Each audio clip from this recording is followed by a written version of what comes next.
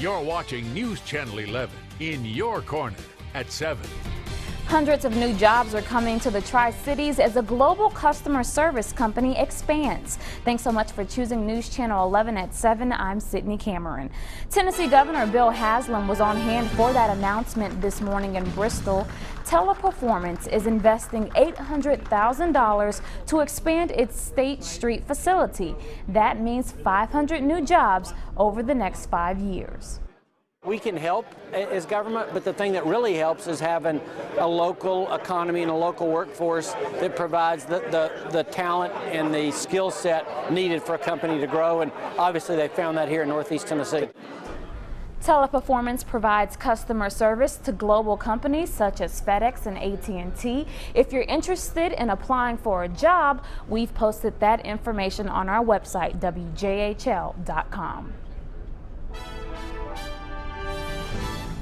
A local candidate is back in the race for U.S. Congress after suspending his campaign over recent anonymous threats. News Channel 11's Justin Soto spoke with Clint Tribble today, who says he is not backing down. At least they've got a choice. That was Justin Soto reporting. Tribble has already spent nearly $30,000 on his campaign and plans to continue campaigning until the primary in August. President Barack Obama will be the keynote speaker at the Democratic National Convention tonight. He's expected to tell America why they should elect the first woman to the Oval Office.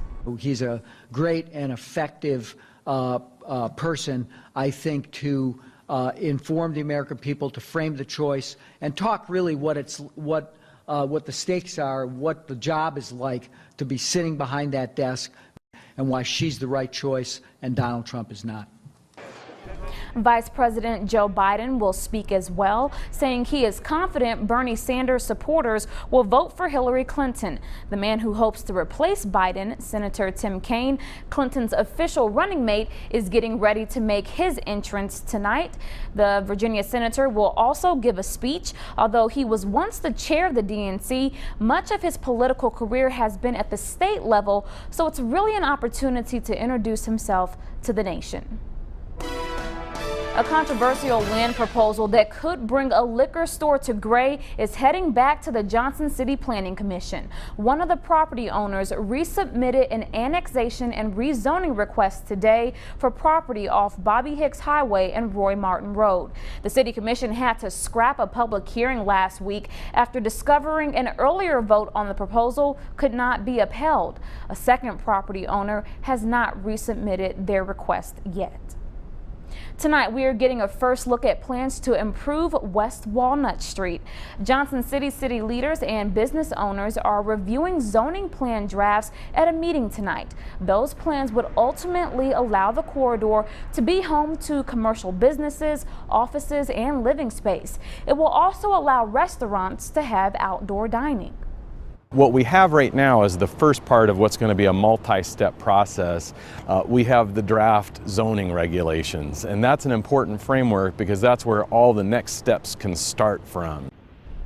This is the first task force meeting since a Tri-Cities construction company announced plans to buy the old model mill on West Walnut Street.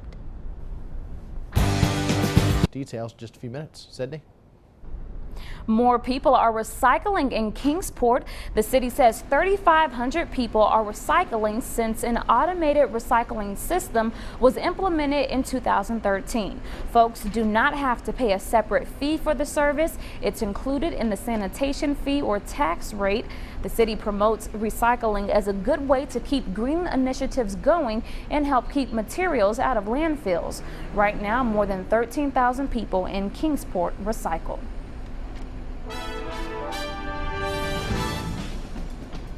Officers around the region and really around the country are getting free meals today. Shoney's restaurants are saying thank you to law enforcement by offering them free breakfast, lunch, or dinner. The company's CEO came up with the idea and it was approved system-wide almost immediately.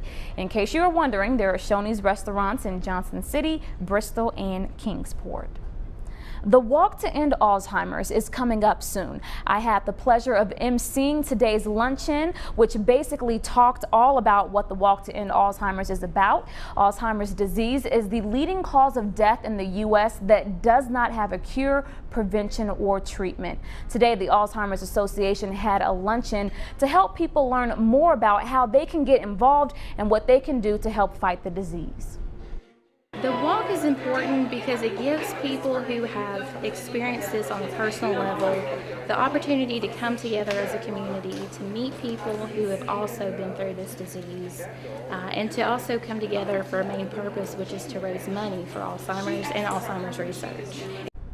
Last year, the local Alzheimer's Association raised $75,000. 2 local walks are happening this fall. One will be held on Saturday, September 24th in Johnson City at Willow Springs Park. The other will be on October 1st in Kingsport at Warriors Path Park. To learn more, you can call the number on your screen to register for a team.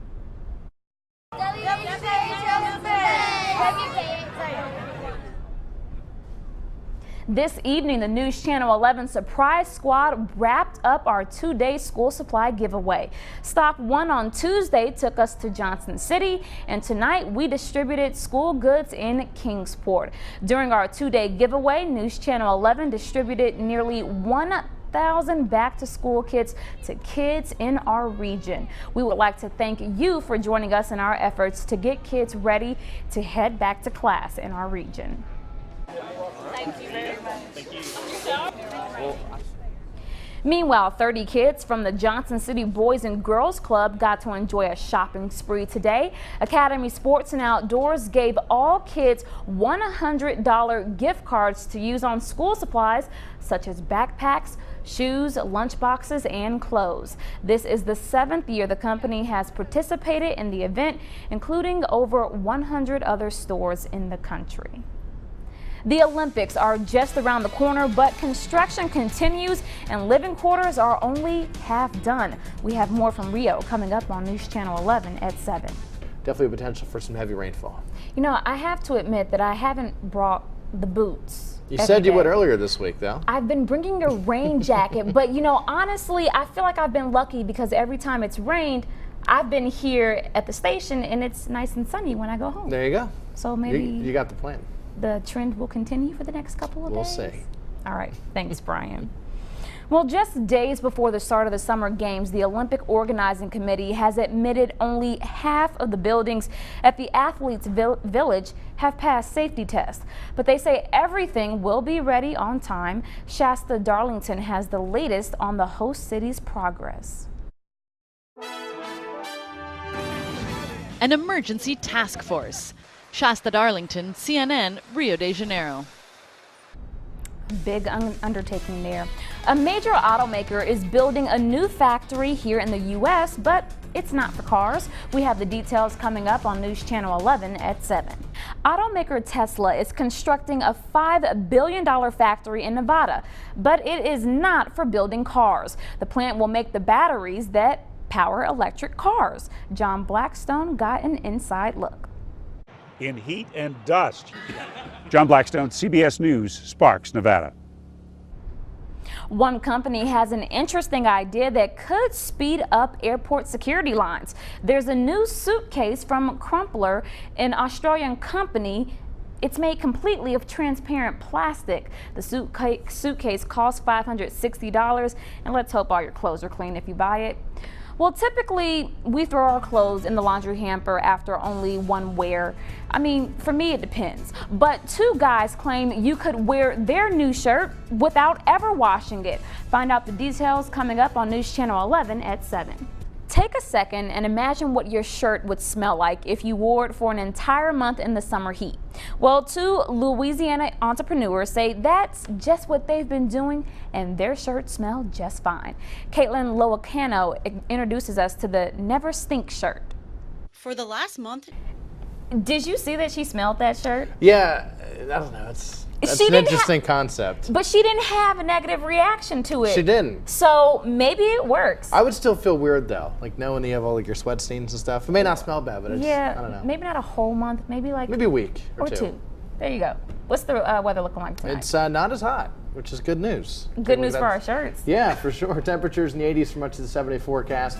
A few showers and storms this evening overnight, but increasing rain chances over the next couple days, especially late tomorrow and then into Friday. Okay, thanks so much, Brian, and thanks for joining us. We'll see you back here tomorrow night.